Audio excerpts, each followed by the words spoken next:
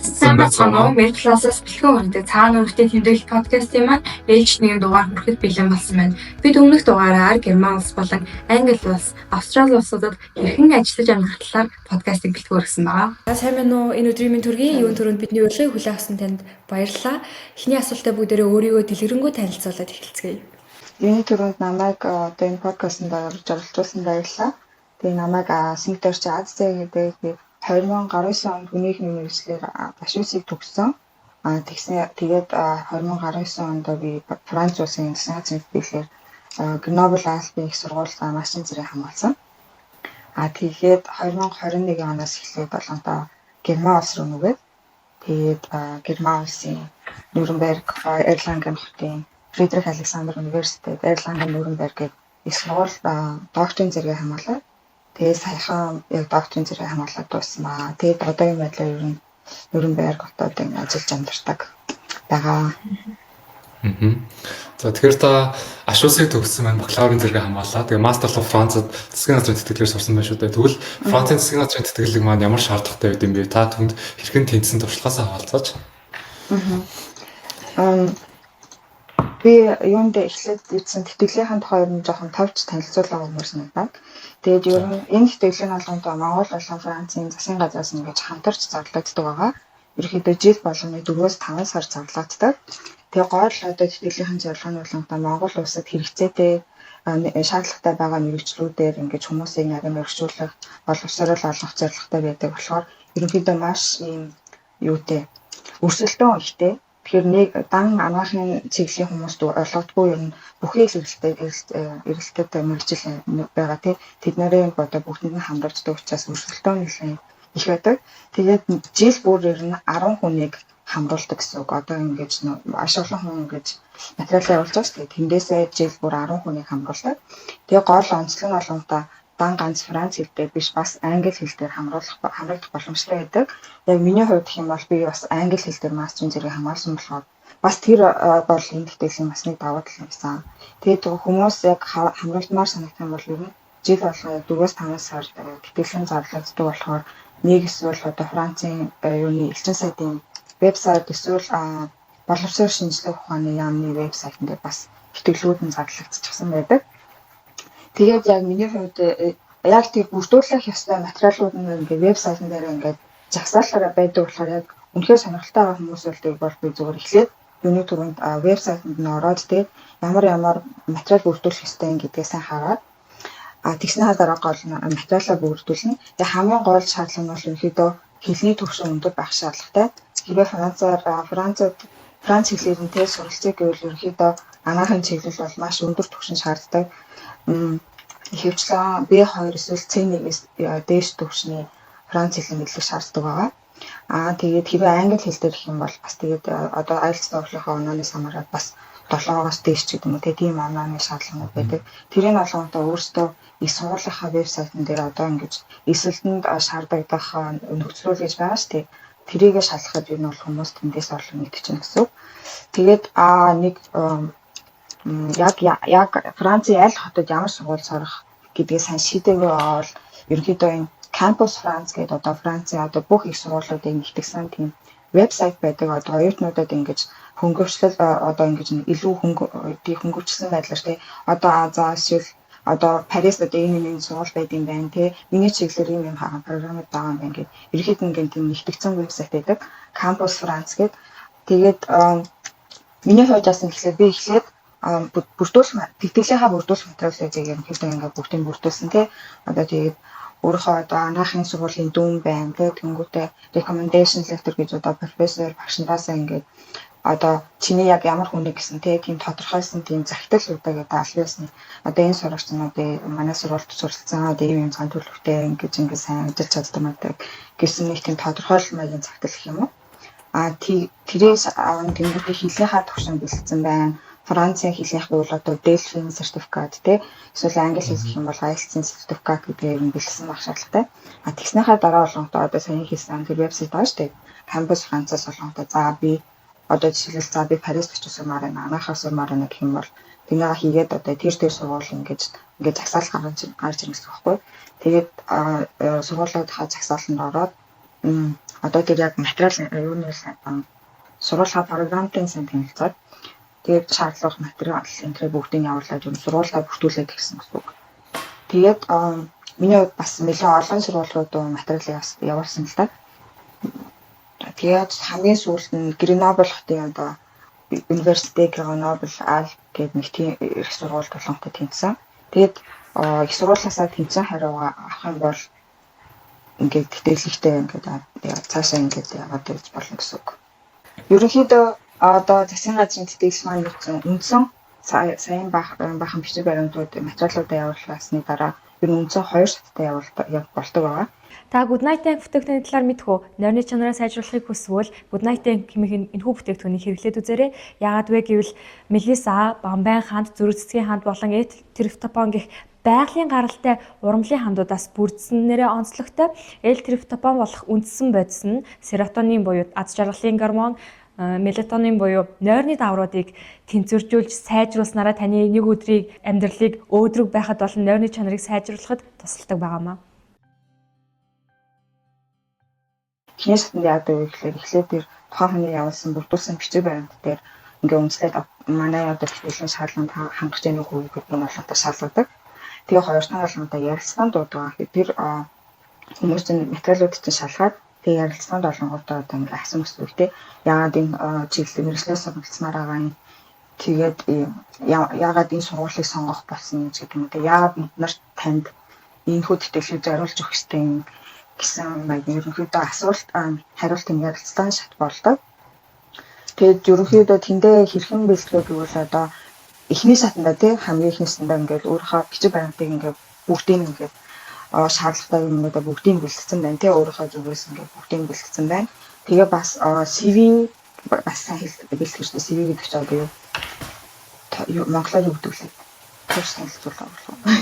Тэгээ өөрийн нам танилцуулах нам нартай тэрийг маш сайн хүнд ойлгомжтой бэлдсэн байх хэрэгтэй. Тэгээ бас motivation letter гэж нөгөө түрүүн одоо багш нараасаа тэгж захиалдаг гэсэн шүү дээ. Тэрийгээ бас тэгээ маш тодорхой. Тэгээд одоо гол нь чамайг өөр чинь тийм би энэ сурагч бол тийм амар мотивацтай тэгээ англ мастер цаашдаа ингэж боловсон зүйлээ зэрэг дээшлүүлэн суралцах өндөр чадвартай гэж яг тиймэрхүү зүйлийг ингэж тусгасан байх хэрэгтэй тэр загталтаа. Тэгээ бас одоо тэр ярилцсан шат гэдэг байгаа шүү дээ. 2 дугаар шат эхний сандаа тэнцэн бол 2 дугаар шат. 2 дугаар шатаа бол одоо яг орохоос өмнө өөрийнхөө зорилго тий одоо би энэ зэрэгээр ингэж сурлах чад би цаашдын төлөвлөгөө маань ямар ах юм тий тэрийг маш сайн мэддэг байх хэрэгтэй өөрийнхөө зүгээс.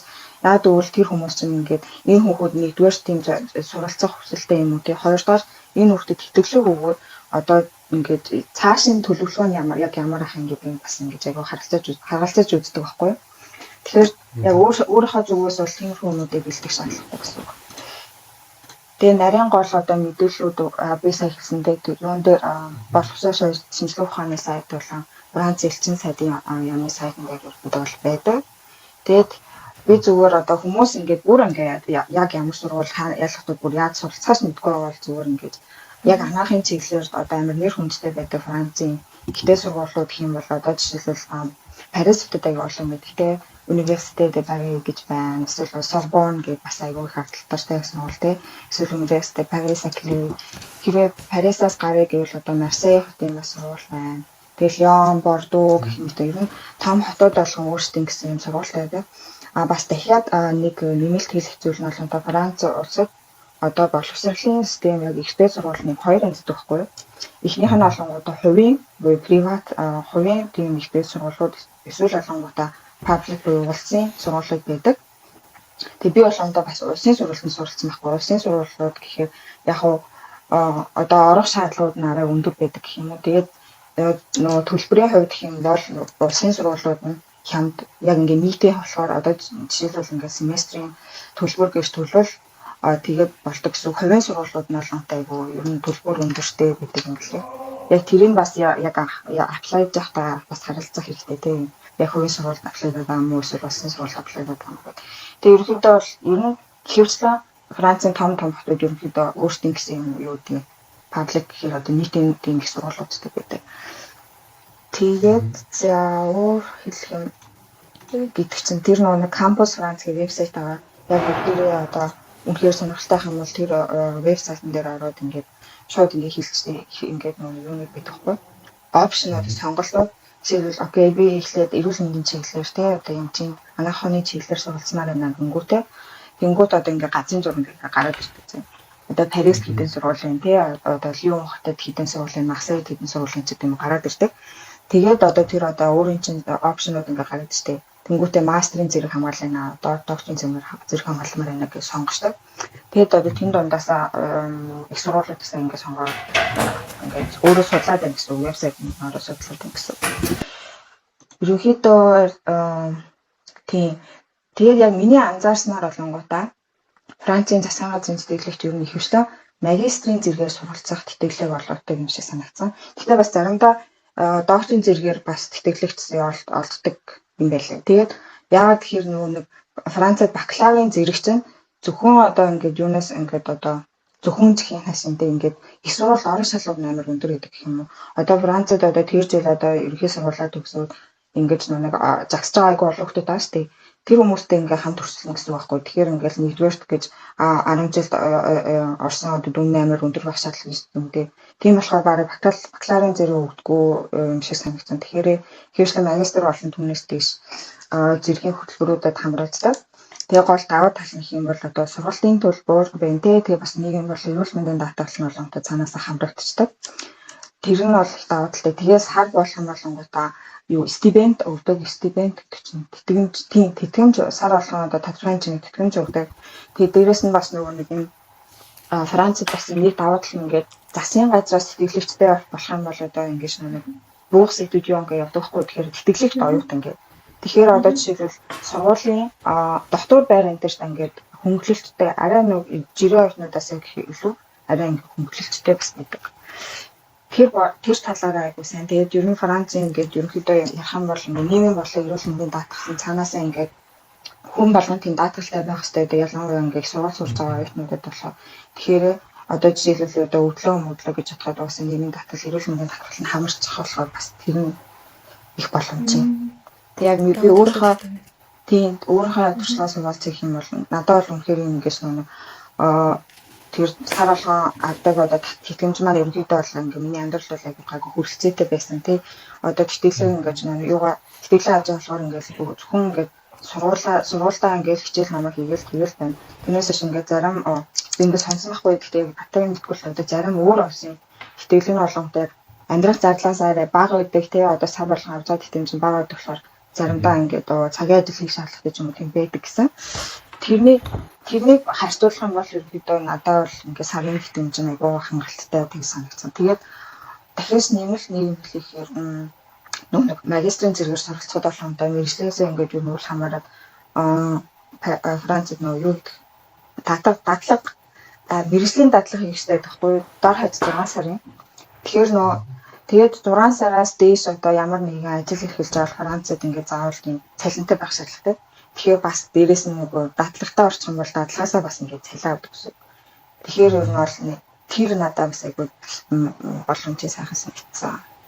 Манай подкастын маань ивент тэтгэгчээр болохоор Инжели брэнд хамтран ажиллаж байна. За тэгэхээр Инжели брэндийн маань энэхүү бүтээгдэхүүн өөр дээрээ төмөр, зис, кальц, магний, цайр зэрэг 5 төрлийн эрдэсийг болоод өөр дээр агуулсан байдаг. За тэгэхээр бид бүхэн сайн мэдж байгаа цайр бол бид бүхний дархлын системийг дэмжих, за магний болохоор булчин чангараас шүрмэс татах зэрэг, за бас мөн стресс, за нойргуудл зэрэг үед бол маш эрг нөлөөтэй бол байдгийг бол бид бүхэн мэднэ.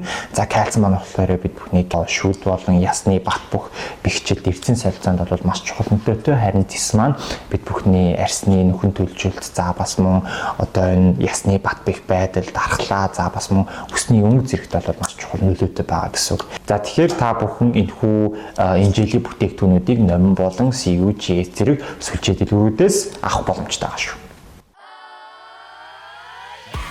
Угаар баялаг инжели протеин.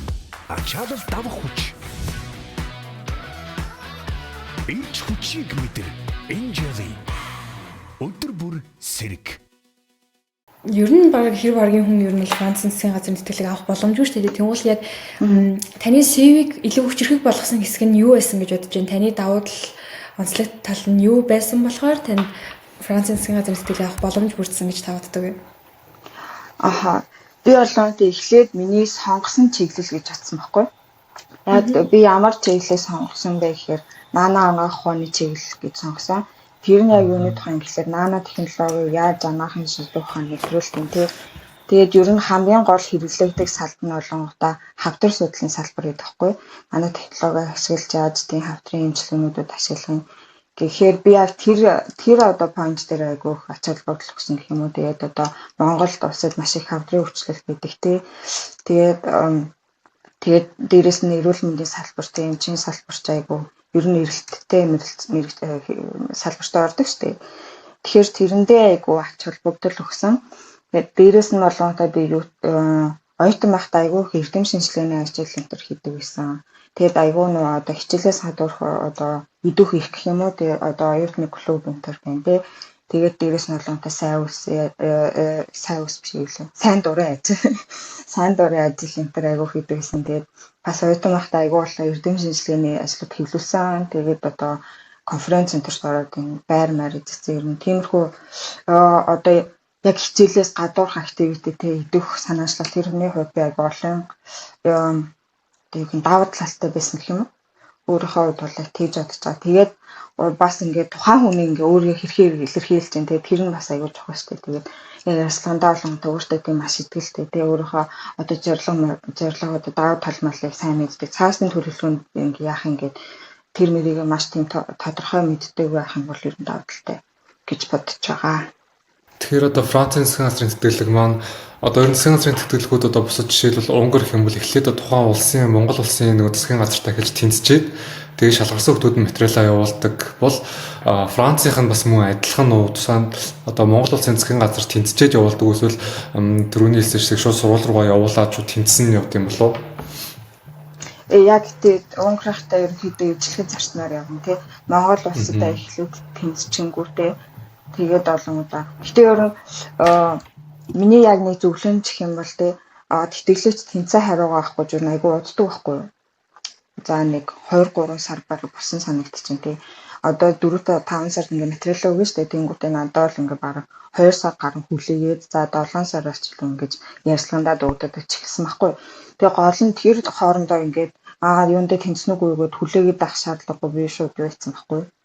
Их сургуулиудаа материалаа өгөөд ингээд нэг тэгэхгүй бол ингээд тэрэндээ тэнцэхээ хүлээгээл тэгэл дахиад их сургуулиндаа тэнцэн хариугаа хүлээгээд надад амар юм цаг өрөвдөх санагдсан байхгүй.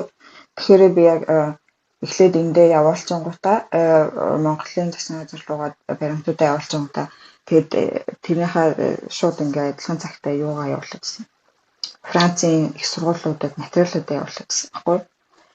Тэгээ надад тэгээд өөрөө гэсэн болохоор ингээд яг цагийн хувьдтай айгүй ингээд гайгүй бүх юмуд нь ингээ гайгүй таарсан юмсан санагдав. Гэдэг тийм. Гэхдээ ерөнхийдөө бол яг Унгарын засгийн газрын юутай адилхан. Эхлээ Монгол улстай ингэж тэнцээд одоо жишээлбэл би саялсан шүү дээ. 10 хүүхдүүд тэнцдэг гэж тий. Тэгсэн дараа болонгодоо ингээ тэр хүүхдүүд нь Францынхаа их сургууль тэнцсэн байх юм бол ер нь тэгэл тэтгэлгээ аваад урдаг гэсэн үг. Voyage брэнд маань шүлтлэг усаар төрлөө нэмсэн байна. Шүлтлэг усыг бий болгохын тулд 120 метрийн гүний уснаас 6 давхар дамжлагтайгаар шүүн гаргаж, байгалийн хужраар эрдэсчүүлэн шүлтлэг болгон та бүхэнд хүргэж байгаа юм байна. Шүлтлэг усыг ууснаар хүний бие организмын хүчил шүлтийн хэмжээ тогтворжиж, бодисын солилцоо эрчимжих давуу талтай байгаамаа.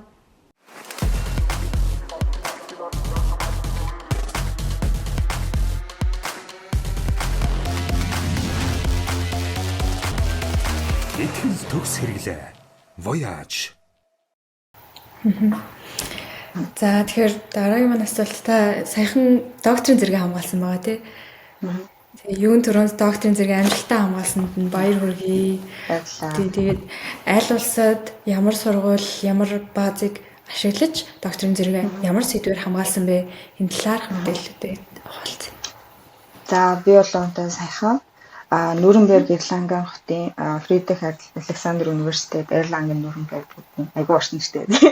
Тэр их сургуульд олонготой докторийн зэрэг хамгаалсан. Ямар чиглэлээр хамгаалсан бэ гэхээр хоорт хавдрын судалгааны чиглэлээр яг ингээд дэлгэрэнгүй танилцуулах юм бол одоо бүхний хоорт хавдар түүнд туяа эмчилгээ болон гипертерми эмчилгээ хэрхэн нөлөөлдөг нь тий.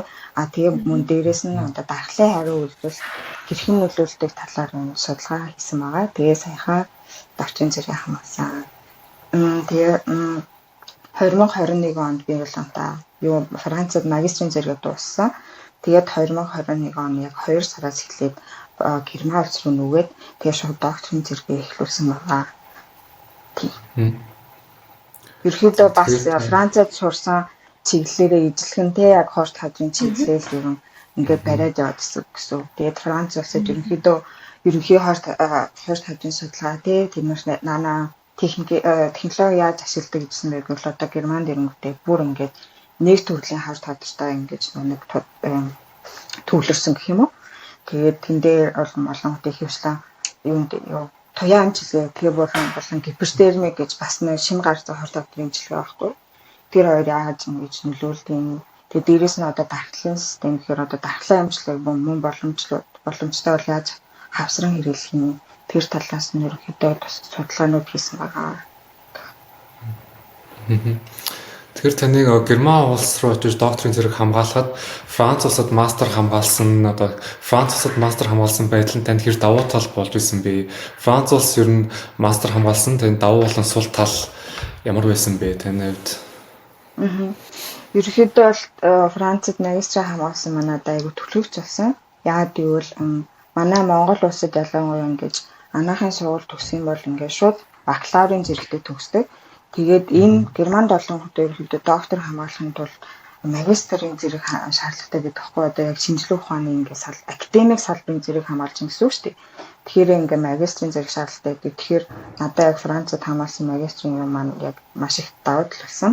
Тэгээд хоёрдугаарт Франц ч Герман улстай ингээд хурж орно шүү дээ. Тэгэхээр угаасаа ингээд Францад ингээд сурсан байсан учраас Герман руу явхад бас надад айгүй ойрхон болохоор арай ингээд айгүй ингээд давуу талтай байсан. Тэгээд дээрэс нь Франц улсын одоо магистрийн зэрэг чинь Европын холбооны орон дотор ингээд хүчинтэй. Тэгээд Герман ч гэсэн Европын холбооны орн шүү дээ. Тэгэхээр ингээд одоо дүн интертэй одоо тэр зэрэгээ ингээд хөрвүүлэхэд бас ямар ч тийм асуудал байгаагүй. Тэр нь бас их давуу талтай байсан гэх юм. Өөр ясалаа. Сул тал байсан уу? Герман улсад мастер хамгаалахад ямар нэгэн дутагдaltaй тал ч юм уу? Герман улсад бол ерөнхийдөө маш том сул тал бий. Тэр нь юу гэхлээр юу? Бюрокраси буюу одоо тийм юу гэдэг юм болохоор жоохон хүн сурталтай. Одоо ингээд ямар нэгэн бичиг баримттай тийм зүйлээр болон Германд амар тийм хүн сурталтай маш их цаг зарцуулдаг тийм маш их хүч хөдөлмөр зарцуулдаг тэр талаараа ер нь жоохон сул талтай. Тэр болгонтой бүр бүх юм дээр байдаг. Одоо их сургуульд орё гэхэд л одоо ингээл хэдэн мянган ингээл юм одоо бичиг баримт бүрдүүлэх шаардлагатай тий. Тэгэл одоо Францаас Герман руу нүүд ирлээхэд яг би тухайн 2021 гэхлээр яг коронавигийн үед ингэж нүүсэн баггүй. Тэгэхээр одоо шууд ингэж эренгүүтээ одоо хөл хорионд ор шаардлагатай. Тэгээд одоо ингэж өөр өнөөс ирж байгаа учраас одоо коронавигийн тест маш олон өгөх шаардлагатай ч гэдэм. Яг тийм талаараа болонготой амар олон тийм ингэ шаардлага марлагатай ингэ юмнууд байдагхгүй. Тэгээд бүх шатан дээр ингэ ер нь тэр нь бол ингэ байдаг. Жохон хүн сурталтай ингэж бүрдүүлэх бичиг баримт маш олон. Тэр нь ингэ жохон ингэ цаг хугацааны хувьд ч гэсэн гэдэг ер нь жохон тийм төвөгтэй гэх юм уу. Яг сул талын хувьд гэх юм бол тийм л. За тэгэхээр та Монголд одоо бакалаврын зэрэг хамгаалаад Францад магистрийн зэрэг хамгаалаад Герман докторийн зэрэг хамгаалсан гэдэг нь нийт 3 улсын яг сургалтын систем, багшлах арга зүй, эрүүл мэндийн салбар гэдэг бүх зүйлийн талаарх ингээ харьцуулах давуу тал болон сул талын бүгдийг ингээд харж исэн бахна шүү дээ. Тэгэхээр Франц, Герман улсуудын одоо Монгол улстай харьцуулбал багш нарын нь одоо оюутнуудтай заах арга барил суралцах хүүхдүүдийн суралцах арга барилаас нь юу нь ялгаатай, юуг нь одоо Монгол оюутнуудтай за гадны оюутнууд ийм байд юм бэлээ шүү. Та нар энийг нь заавал ингээд сураад аваарай. Энэ нь айгүй эрэхтэй юм бэлээ гэдэг зүйлүүд юу байсан бэ танд? За ерөөхдөө бол тэр ялгаа бол маш их янзаарэгддэг юм билээ. Ялангуяа ингээд би Монголд одоо төгсчөөд тэгээ шууд Франц руу ирээд яг магистраа эхлүүлж байгаа тэр ялгаа бүр маш их мэдгдсэн. Тийм нэгдүгээр болгоомжтой багш нар сурагчтайгаа харьцаж байгаа харьцаа нь ерөөхдөө тийм ингэж нэг одоо ийм хайрархи буюу ингэж одоо ингэж ийм шат төгсний нэг тийм ялгаа бүр айхтар байдгүй ингээд хоорондоо айгүй нээлттэй харилцдаг тийм ингээд ингээ асуулт ахын бол шууд ингээд ягаал багш нарын уусаа хэлдэг тийм ингээд хичээл зааж байгаа юм бид нарын интерактив байна тий би ярилцаа та нар ч гэсэн надтай ярилцаад асуух зүйлээ бол асууад ингээ яваарай мөрөө гэд тэр талаар айгүй нээлттэй тэр нь их сонирхолтой санагцсан. Тэнгүүтээ ингээд хүмүүс сурчдаасаа дандаа асуулт чамд ямар асуулт байна гэж байдаг байхгүй. Чи юуг нь болохгүй юу асуумаар юм байдаг цаа. Тэгэхээр Монгол болгонтой яг миний сурах арга бол юу гэсэн гэхлээр ингээд багш нар ингээд хэлдэг те. Тэр нь одоо бүгдээрээ ингээд номернууд ингээд хүлээж аваад ингээд цээжлээл одоо ингээд бичээд гэдэг ч юм уу. Тэгээд бүр сүүлд нь одоо нэг асуух одоо багш нь завтай байвал асуугаал тэгэл завгүй бол дараагийн багш нар ирэл дараагийн хичээл явдаг шүү дээ. Тэгэхээр яг тэр тал дээр болгонтой ингээд яг миний надад санагдсан гэхээр би ингээд ерөөсөө анханасаа ингээ 10 жил хийсэн шүү дээ нэг асуулт сураагүй юм гэж санагдсан байхгүй.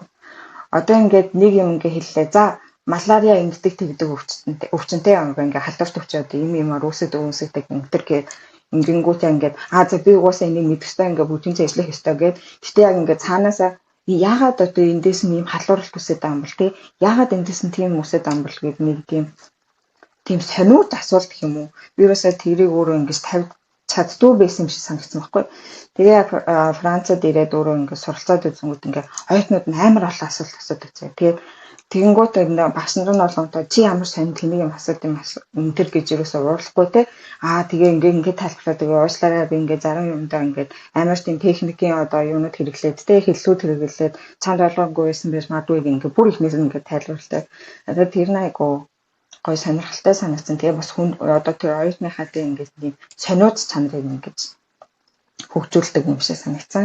Тэгээ хойрч юусоо ингээд хувь хүний ингээд төлөвлөлт амар чухал заяа. Багш нар болгонтой яадаг юм гэхлээр одоо ингээд таск гэх юм одоо ингээд даалгаврын тэр өгнө шүү дээ.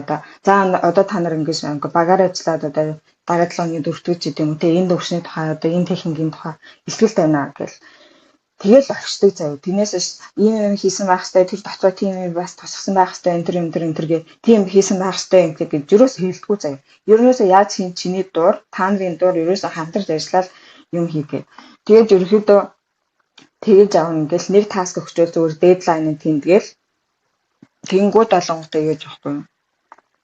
Одоо тэр хувь хүний цагаа төлөвлөх ингэж чадвар надаа ингэж амар ингэж хэрэгтэй болж ирсэн. Яа гэвэл тэгсэн ингээл ганцхан тэр хичээл гэж араас ингээд амар олон хичээл маш ингээд шахуу хуваартай. Тэнгүүдээ тэрнийхаа дараа хичээлийнхаа дараа одоо тэрээ ингэж өөрөө сурна тэнгүүдээ даалгавраа хийн. Тэнгүүдээ одоо багийнхаа хүүхдүүдтэй одоо хамтарч тэр нэг даалгавраа хийх ингээд юу одоо цагийн хуваар гаргана гэдэг юм тий. Тэр энэ төр тал дээр ингээд эхлээд өөрийгөө ингэж маш ингээд өөрийнхөө цагийн хуваарыг ингэж яг ингэж сайн төлөвлөсөн байх шаардлагатай гэдэг юм лээ. Тэгээд тэрэнд айгу суралцах шаардлагатай санагдсан. Тэгээд дээрэс нь одоо ингээд нэг багаар ажиллах чадвар бас хэрэгтэй. Тэгээд магистрийг сурж байгаа болохоор Францад ингээд даан Франц хүмүүс бас байхгүй шүү дээ. Тэгээд ялангуяа миний нөгөө суралцсан хөтөлбөр англи хөтөлбөр гэсэн болохоор бүр ингээд маш олон дэлхийн одоо олон орны хүүхдүүд ирсэн хүмүүс ирсэн байсан байхгүй одоо Африкаас тэгээд зарим одоо Европ орнууднаас одоо Нидерланд, Герман, тэнгуүтээ одоо Арабаас ч гэдэг юм те маш олон орны ингээд хүмүүс байсан. Тэнгүүт ингээ бас айгу соёлын ялгаа гартай юм лээ. Ялангуяа ингээ багаараа ингээ нэг ингээд тэгээ төсөөл ингээд юм таскийг шаардлагатай тохиолдлууд ингээд тийм амар олон орны соёлын ялгаатай хүмүүс тэгээ хамтарч ажиллах шаардлага гарч байгаа шүү дээ. Тэгэхээр ингээд багаар ажиллах чадвар тэгээ өөрийгөө илэрхийлэх чадвар бас айгу шаардлагатай танигдсан. Тэгээ яг зөрүүтэй тийм Монголоос зөрүүтэй гэх юм бол тийм чадваруудыг эзэмшсэн байх шаардлагатай гэж би бодсон. Тэг суралцсан гэх юм уу. За та тэгэхээр ягаад Францаас үргэлжлүүлж ажиллаад эсвэл докторийн зэрэгээ хамгаалах биш ягаад Герман улсыг сонгож зорьсон бэ? Тэр талаасаа хаалцаач. За тэр бол ерөнхийдөө би жоохон азгүйсэн гэж хэлэх юм. Яг коронагийн угаасаа тэгээ корона гарсан байсан. Яг намайг Францад авах тэр үед тэгээд яг би одоо мастрын дадлага хийжсэн одоо институттай уг нь үргэлжлүүлээд доктороо хамгаалах санал авсан байхгүй юу. Тэгээд манай одоо супервайзер бит хоёр ингээд пропозал гаргадیں۔ Одоо research proposal гэдэг шинжилгээ ухааны одоо пропозал гаргасан. Тэрийгээ ингээд гаргацсангуудаа одоо Франц улсын одоо хорт хавдрын лиг гэж байдаг хгүй юу? Тэр лигд олонгуудаа юу одоо пропозал явуулаад ингээд санхүүжилт өгсөн байхгүй. Тэгээд манай супервайзер ч гэсэн айгуу тийм итгэлтэй байсан тий. Би ч гэсэн ер нь нэлээд итгэлтэй байсан. Гэхдээ коронавирус болоод одоо хавдрын чиглэлд ингээ очих санхүүжилт нь эрс буурч гисэн байхгүй.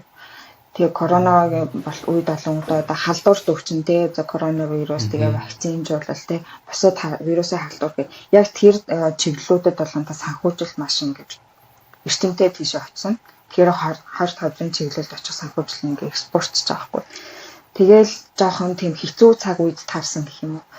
Тэгээд ерөөсөө манай супервайзер хоёрын тэр пропозал ерөөсөө дэмжигдээгүй. Тэгээд санхүүжилт нь олдоогүй учраас тэгээд бид өөр арга хаах хэрэгтэй болсон. Тэгээд ерөөхдөө Герман улсыг ер нь би яг бодчихсан ахгүй ингээд заа Францад ингээ өөрт маань одоо ингээ надад боломж ингээ үлдэхгүй бол би өөр Европ холбооны улс руу нүүе. За тэр дундаа Герман улс ер нь айгүй боломжтой юм байна гэж санагдчихсан. Тийм болохоор тэгээд яг тэр манай пропозал ингэж нөх хүлээд санхүүжилт нь ингэж зөвшөөрөгдөг учраас за окей энд яаж болсонгүй гэж бодвол тэгээд юу Герман улс руу нөхөрсөн. Гэтэ Герман руу нөхөөс өмнө би бас айгүй одоо өөр хотуудад айгүй олон юу руу явсан л да. Материал явуулсан л да. Парис хот руу явсан. Тэгээд өөрчлөлөө Бордо руу явсан гэх юм. Гэтэ яг тэр үеэр болоод яг корона гарсан байсан болохоор ерөнхийдөө ер нь аль салбарт ер нь маш жоохон хэцүү байсан гэх юм уу. Тэгээд би одоо Германы одоогийн сая хотынхоо сургуулийнхаа юунд яасан шүү дээ. Тэр нь болонтой хариу тэнцээ хариу аваад тэгэл заа гэж ерөнхийдөө ингээ яваад гисэн. Герман руу нүгээд тэгснэ хоёроо бараг нэг жилийн дараа бараг нөгөө нэг түрүүний яар дөрцөн хотуудын сургуулийн шүү дээ. Тэрнээс ингээ хариу аваад гисэн байхгүй. Би тэгээ ёо ямар удалчиг царай хөвгт юм. Тэгээд ерөнхийдөө бол тэгээд жоохон коронавигийн хэцүү цаг үеэр л тарсан л та. Тэгэхээр одоо та үргэлжлүүлэн яг судалгаа шинжилгээний тал руугаа илүү их явна гэж бодож байгаа юу? Эсвэл клиникийн тал руугаа илүү явна гэсэн төлөвлөгөөтэй байгаа юу? Дараагийн алхам тань юу байгаа вэ? Тий одоо би бол тэгэхээр за магистр докторийн зэрэг энэ хамааруулаад бараг 5-6 жил судалгаа шинжилгээнд ажилласан байгаа байхгүй. Тэгээ би одоо клиникийн чиглэлдээ ингэж ажиллах сонирхолтой байгаа. Тэгээ хорт хавдрын эмч буюу онколог эмч болох сонирхолтой байгаа. Тийм болохоор яг одоогийн талаар нэг юу Герман улсын эмчилгээ эрхийн лицензийн шалгалтыг бэлтэж байгаа. Тийм. Тэгээд тэр шалгалтнаа тэнцэж юм бол тэгээд ерөөдөө эмчээр ажиллаад явна гэсэн үг. Тэгээ ерөнхийдөө хүн ингээд докторийн зэрэг хамгаалцаар ер нь дахиж одоо академийн чиглэлээр ер нь цаашлаа мэргэжлээ ингэж нэг ахиулаад явах боломжууд байдаг л та одоо пост доктор гэх юм уу те эсвэл ингээд өөрөө одоо судалгааны төслөө бичээд өөрөө одоо юугаа судалгааны групп энэ төр удирдаад явах ер нь боломж байдаг. Гэхдээ би яг клиникийн юундаа ингэж одоо өөрөө сэрмэр санагдаад тэгээд залуу байгаа дээрээ ерөнхийдөө ингэ эхлүүлээ гэж бодоод одоо тийм одоо ерөнхийдөө тэнд төлөрсөн байна. Гэхдээ нэг одоо эмч мэргэжилтэй дээрээс нь бас юм академийн зэрэгтэй байхын давуу тал нь бас ингэж нэг Германд гэх юм уу одоо ийм нөгөө юу хөтөлбөрөөр байдаг. Жишээлбэл ингээд та хагас эмчийн одоо ингэж нэг лицензэнд яагаад нарийн мэргэжил авсан юм шүү дээ. Ингээ хагас цаг нь болгонтой судалгаа шинжилгээнд зарцуулаад тэгээ хагас ажлын цаг болгонтой клиник дээр ингээд зарцуулдаг бас тийм хосолсон тийм програмууд бас байдаг юм лээ. Би тэгээд доошууд юугаа хорт хавдрын чиглэлээр нарийн мэргэжлээ ингээд авмаар байхгүй эхлээд тэгээ нарийн мэргэжлээ хорт хавдрын эмчээр нарийн мэргэжлээ авцсныхаа дараа ерөөхдөө ингээд одоо академикийнхаа тал хитээ одоо клиникийн талбартай ингээд нэг хослуулсан бас тийм юу мэргэжлэр ирээдүйд ажиллах ерөнхийдөө сонирхолтой байна. Тэгэхээр та одоо Монгол бакалаврын зэрэг хамгаалсан тий. Тэгэхээр Монголын одоо эмчлэх хэрэгтэй бакалаврын зэрэгээр Герман улсад үргэлжлүүлээд одоо эмчээр ажиллахад ямар зүйл шаардлагатай байдаг вэ? За тэр бол хэдэн оноос ер нь ойрын жилүүдэд заяа Монгол улсаас яг анагаахын сургуулаа төгсөөд яг Герман улсад эмчээр ажиллах хүмүүсийн тоо маш олон болсон. Яагаад гэвэл Герман улсад Монголын анагаахын сургуулийн дипломыг хүлээн зөвшөөрдөг байхгүй. Тэгээ гол нь нэгдүгээрт Монголоос ингээд төгссөн байх эмчийн зэрэгээр диплом авсан байх хэрэгтэй. Тэгээ Монголоос лиценз авсан байх хэрэгтэй. Тэнгүүтээ Герман улсад ирээд за би герман хэлээр те өвчтөнтэй эмч нартай тэгээд одоо эмчийн ажилтнуудтай ингээд анагаахын хэллэгээр ярилцаж чаднаа гэдгээ ингээд хүлээн шалгуулахын тулд FSB буюу Fachsprachen Prüfung гэж одоо тийм шалгалтыг давсан байх хэрэгтэй байдаг. Тэнгүүтээ дараа нь болгоно апробацион буюу Герман улсдах одоо эмчлэг хэрхийн лиценз авахын тулд болонготой одоо бас ингээд анагаахын мэдлийн шалгалтыг бас Герман дээр өгдөг гэсэн. Тэгэхээр хэрвээ Монголд эмчнэр төгссөн байх юм бол одоо энэ сая хийсэн хоёр шалгалтаас FSB болон одоо тэр Kenntnis Prüfung гэж нэрлэдэг байхгүй. Тэр хоёр шалгалтыг хэрнээ авсан бол Герман улсад эмчээрээ ажиллах эрхтэй болно гэсэн үг. Та яагаад хавдар судлаач эмч нарийн мэргэхээр болсон бэ? Магистр докторийнхоо ажлуудыг үүнтэй холбоотой сонгосонтойгоо холбоотойгоо юу? Эсвэл ер нь л анханасаа би ер нь хавдар судлал руу чиглэн шүү гэдэг бодолтойгоор магистр докторийнхоо ажлуудыг хийж байсан уу? Ерөнхийдөө бол яг үнэ хэлэхэд анхаар сурж байхдаа бол ерөөсөө хавдрын хэмжүүлэг гэж боддгүйсэн. Хавдрын чиглэлээр сургалтын тэгж ерөөсөө боддгүйсэн. Би яг өөрийнхөө чиглэлээр сонирхлоор хангалттай тийм зүрх судлал зүрхний ангиографийн чиглэлтэй аягүй сонирхолтой байсан байхгүй. Тэгээд яг анагаах төгсдөг жилийн олонготой ингээд яг засгийн газрын Францын сэтгэлийн талаар сонсоод тэгээд би бодож эхэлсэн байхгүй. Яг ингээд Монголын одоогийн нийгмийн үед яг хамгийн эргэлттэй нь юу юм бэ гэж бодож эхэлсэн байхгүй. Тэгээд Монголд хавдрын өвчлөл маш их өндөр гэдэгтэй. Тэгээ сүүлийн жилүүдэд бүр илүү өндөр болоод байгаа шүү дээ. Орчны бохирдолтой утааны бохирдол зэрэгс болоод аягүй өндөр байгаа шүү дээ. Тэгэл би яг хавдрын чиглэлийг сонирхоод эхэлсэн байхгүй. Магистра хийж байгаа хавьтай гэсэн яг тэр чиглэлийг ингэж илүү төлөв үзээд байсан болохоор яг тэгэл магистрийн дараа ерөөдөө ингэж шууд шийдэгдчихсэн. Уусаа би энэ чиглэлээр ажиллах аягүй сонирхолтой. Тэгээд ялангуяа ингээд онкологи одоо чиглэлд болонгод ингээ амар олон шинжилгээ ухааны ингээ дахиас төвшлүүд аягүй ингээ хурдуурт ингээ яваад идэхгүй. Тэр тал нь бас надад аягүй тийм сонирхолтой санагдал. За би ер нь хойш тавчийн чиглэлээр л ер нь цаашдаа ажиллах юм байна гэж хэд бол тийм шийдвэр гаргасан. Тэгээ энэ чиглэлээр хорт хавдрын одоо та мастер хорт хамгааллын нано технологиор одоо хавдрын нано технологиор хийсэн шүү дээ. Дээрээс нь хөгжлүүлээд хавдрын хэмжээр ажиллахад одоо энэ зах зээл одоо Франц болон Герман улсуудад хэр эрэлттэй байдаг вэ? Тэгээд өрсөлдөөн хэрэг вэ? Тэгээд цаашдын одоо ирээдүйн зах зээл тэгээд хөгжил нь хаашаа чиглэж байгаа вэ? Ерөнхийдөө бол яг би өөрийнхөө ингээд үүнийг хараад байхад яг одоо хорт хавдрын эмчлийн хаашаа чиглэлд анхлаар ингээд дархлаа судлалын чиглэл рүү ингээд илүү дархлаа эмчилгээний чиглэл рүү ингээд яг миний байдлаар ингээд хазаагаад байгаа байхгүй. Ингээд ерөнхийдөө бол хаашаа хавдрын ингээд нэг үндсэн стандарт эмчилгээнүүд байгаа тий. За уусаа стандарт эмчилгээг бол нэг таслаар авах тий. Тэгэл хавдар хими эмчилгээ, тэнгүүтээ туяа эмчилгээ энэ байна шүү дээ. Тэнгүүтээ дээрэс нь одоо гарч ирсэн тийм эргэлтэд салбар нь бол дархлаа эмчилгээ гэдэг таахгүй. Тэгээд тэр нь болгоомжтой яадаг гэхэлэр одоо ямар нэгэн дархлаа одоо хорт хавдртай хүн ингээ бодоод үзэлтэй. Тэгэхээр дархлааны систем ямар ах вэ гэхээр дархлааны систем ерөөдөө дарангуулчихсан байдаг таахгүй. Тэгээд одоо тэрийг яаж дарангуулаад байгаа тэр нөлөөлөл нь ханаас гарч байгаа гэхээр хорт хавдрын эсээс гараад байгаа таахгүй. Тэрийг болгоомжтой яаж тэр дарангуулаад байгаа тэр нөлөөллийг яаж дархлаа эмчилгээр тэрийг зогсоох юм бэ тий.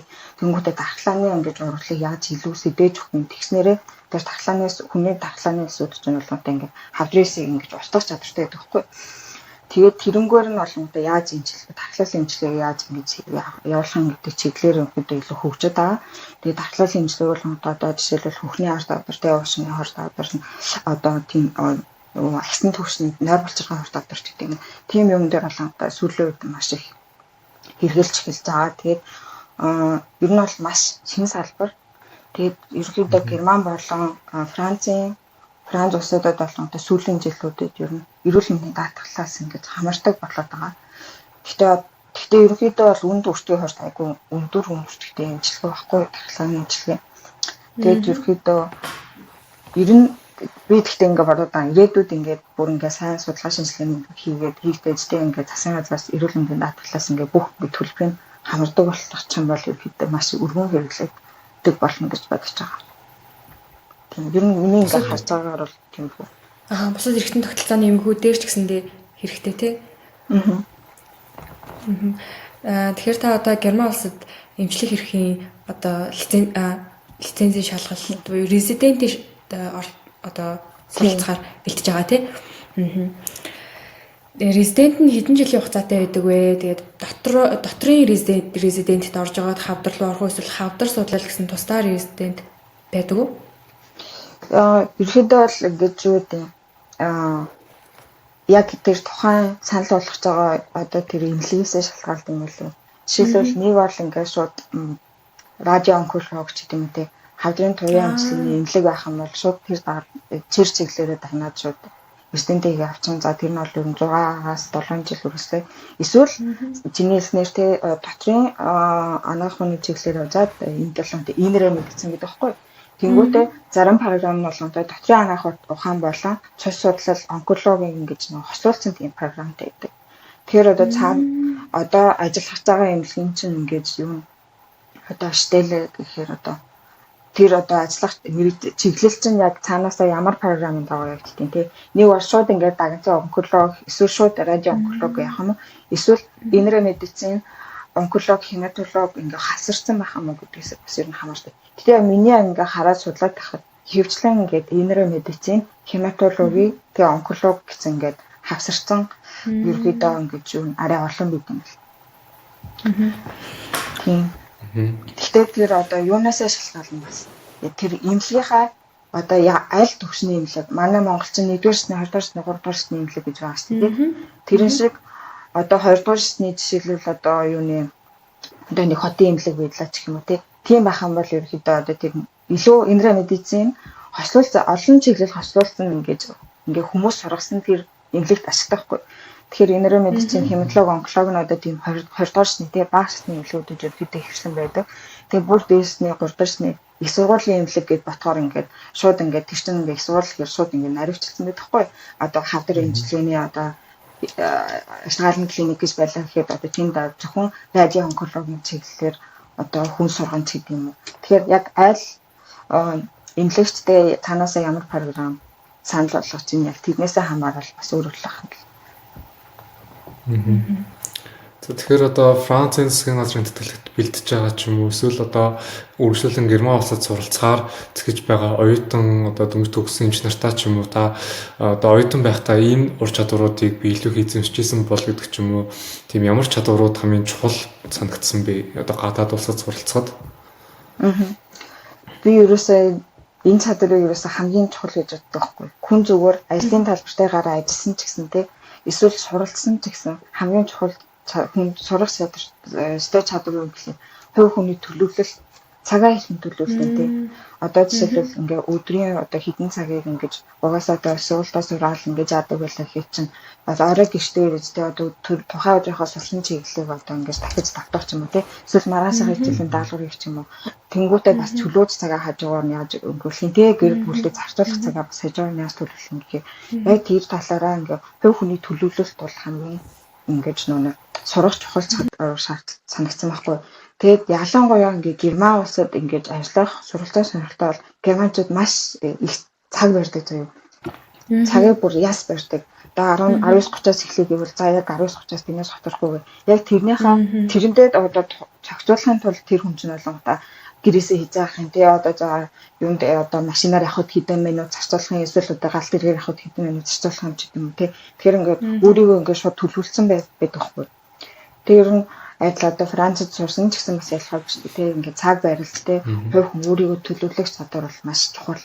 Ерөөсөө л манай дүүнэр ах юм бол тий одоо Франц Герман суралцсанаар байгаа дүүнэр ах юм бол эхлээл өөрийгөө төлөвлөө сурч байгаа.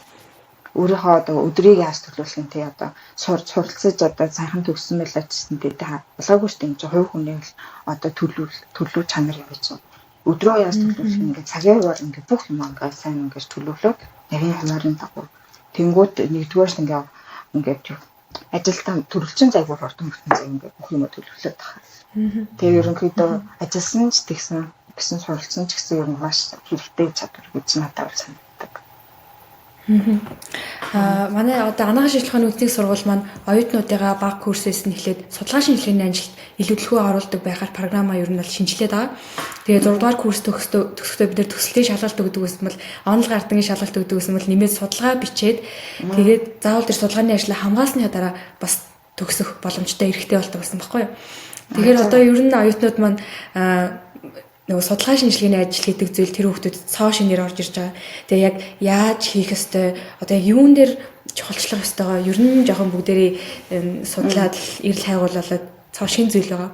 Тэгээд та одоо 5-6 жилийн судалгаа шинжилгээний одоо ариун туршлагатай хүний хувьд за судалгаа хийхдээ ер нь ийм зүйлүүдийг анхаараарай гэд маш тийм одоо тодорхой зөвлөгөөнүүдийг өгж болох уу?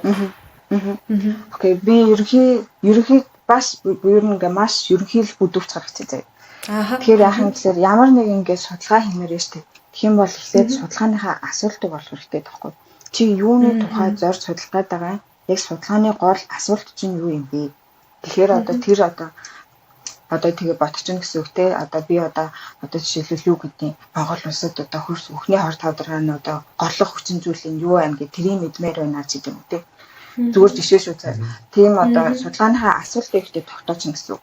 Тэнгүүтээ дараа нь чи ямар метод, ямар арга барилыг ашиглаж энэ судалгаагаа хийх юм бэ? Яг тэг ямар арга техник ашиглах юм бэ? Тэрийг ингээд бодсон мэн гэсэн үг. Тэнгүүтээ ямар үр дүн хүлээж байгаа юм бэ? Одоо энэ техникийг ашиглаад энэ юмд чи эндээс ямар үр дүн хүлээж байгаа юм? Тэнгүүт одоо ингээл одоо зүгээр гэл жишээ татуулахад ерөнхийдөө ихний үр дүнтэй ингээ бохирдлоо сонгоолтой одоо тийм байж магадгүй ч гэдэг юм те.